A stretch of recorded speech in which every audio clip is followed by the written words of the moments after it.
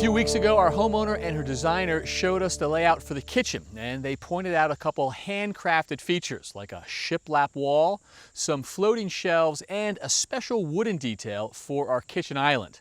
So to pull those off, we have come to rural Pennsylvania.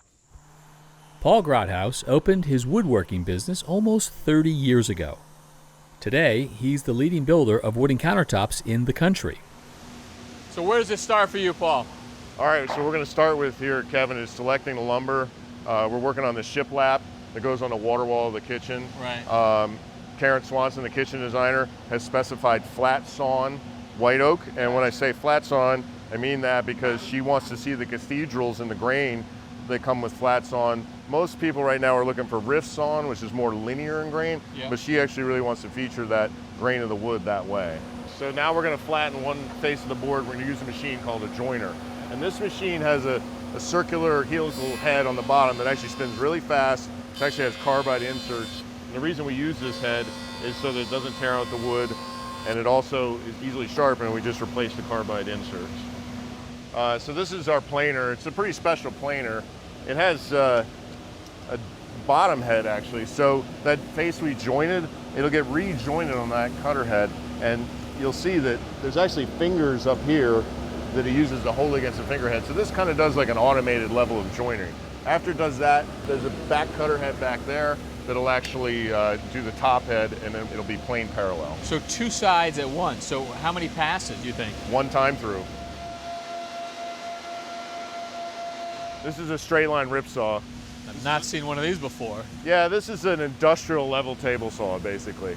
So this machine uses a very accurate conveyor and pressure bar up top that presses down on the board, and it basically pulls the wood through the blades. Very accurate. We can cut up to 16 feet with a very straight cut. And once we go through, they'll rip one face, they'll flip it over, and then clean rip the other side. Cool.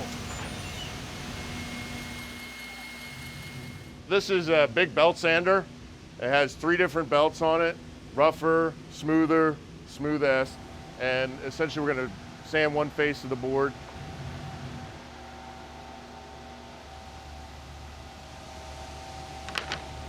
Oh yeah.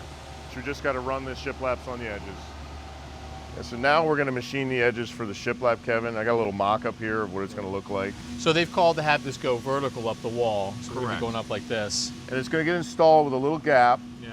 and that gap will allow for expansion and contraction. All right. And that's created because we've got these dados here on opposing sides. They'll create the gap in the field by hand.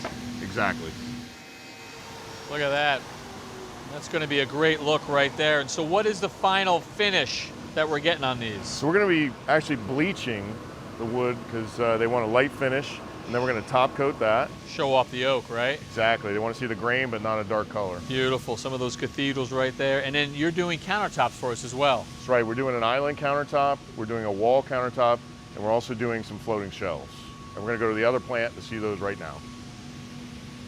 Now we're in the office, customer service, engineering. This is Steve. Steve, this is Kevin. Nice to meet you. So, Kevin, this is the drawings that the designers send us. And what we have to do is take those drawings and put them into our 3D CAD so we can develop a full model of what the actual countertops and kitchen look like. So that's the shiplap that we just made right there. Then that's the accent wall. Right, and you can also see the floating shelves there that we're going to be doing for the project as well. And then just opposite of that is where our island is? Exactly.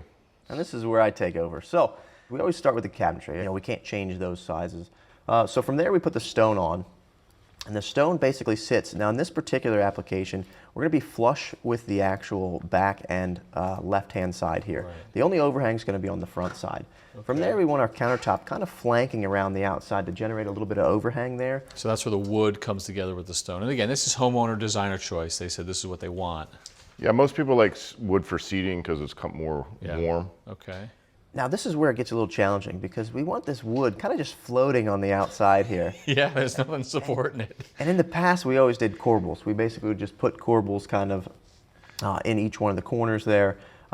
In this particular case though, they don't want to see corbel, so they want that floating look. So in order to do that, I have to kind of hide these brackets up underneath the actual counter itself.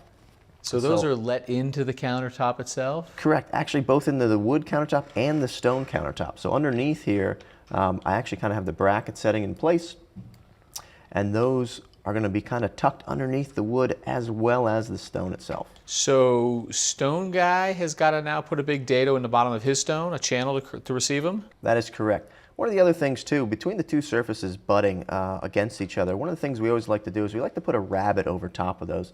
That eliminates any crumb catchers. So when you kind of put two surfaces next to each other, you could just kind of ridge line between those. Yeah. So we want to remove that crumb catcher ledge. So once you design it here, Steve, can you also ship the design or all the instructions down to have this cut? Correct, yep. So that takes you through the CNC process.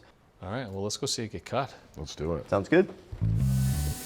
This is the CNC machine. This is what we're going to use to machine out the countertop and actually route in the bracket locations. So this is basically a giant robot with a huge router attached. Now we're going to machine out the spot for the bracket. This will be one pass done. That is so satisfying. A lot easier to do it by hand, that's for sure.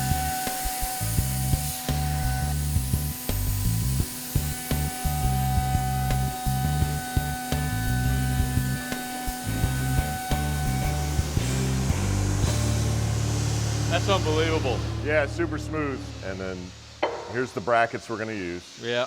And you can see we leave room around it for expansion, contraction, because wood does expand and contract. And also, we don't want the guys at installation to have to make sure they install it, you know, to like the 16th or something like that. So this one's done. You'll do the exact same process with the two wings right there. Right. The other two pieces will get machined exactly the same way. They're just a little smaller. Right. And then, as you say, installation is key, and you're on the hook for that, right? You're going to help us make sure that all of this comes together with both the stone and the wood. Right. So our team will be out to install the brackets. The stone guys will install their top over that, and then we'll come out and install the wood top. Awesome. Well, we'll see you at the project, but thanks for everything you showed us here and all this great work. Good to see you again, Thanks, Kevin. Paul. This is tremendous. This is so nice right there. Thanks for watching. This Old House has got a video for just about every home improvement project, so be sure to check out the others. And if you like what you see, click on the subscribe button to make sure that you get our newest videos right in your feed.